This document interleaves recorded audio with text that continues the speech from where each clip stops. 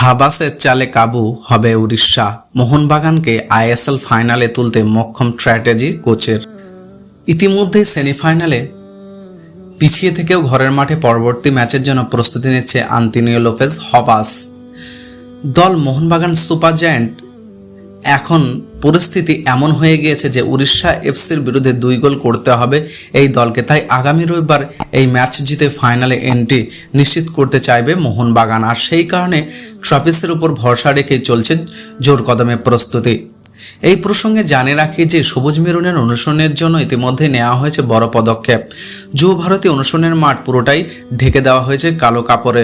শুধু তাই নয়, ম্যাচের আগে রণকৌশল ফাঁসের আশঙ্কায় মাঠের প্রায় 500 মিটার আগে থেকেই সংবাদ মাধ্যমের প্রতিনিধি থেকে শুরু করে সমর্থকদের আটকে দেওয়া হয়েছে।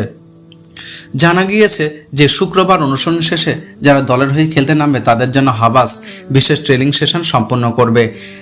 একদিকে আমরা যদি মোহনবাগান দলের দিকে তাকাই, সেক্ষেত্রে আন্তোনিও সাদিকুল লাল কার্ড দেখে ফেলায় তিনি পরের ম্যাচে খেলতে পারবেন না। এত ব্যবস্থা অনুমান করা যাচ্ছে যে শুরু থেকেই নামবেন এমন পরিস্থিতি অনুশীলনের বাড়তি তৎপরতা দেখা গেল কামিংসের জন্য।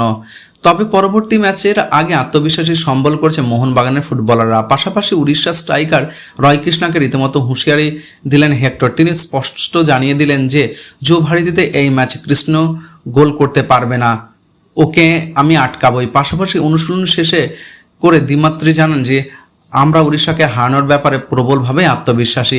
এই ম্যাচে নিজেকে উজাড় করে দেওয়াই আমাদের লক্ষ্য। এদিকে এই গুরুত্বপূর্ণ ম্যাচে সাহাল আব্দুল সামাদ দলে ফিরতে পারেন বলে অনুমান করা হয়েছে।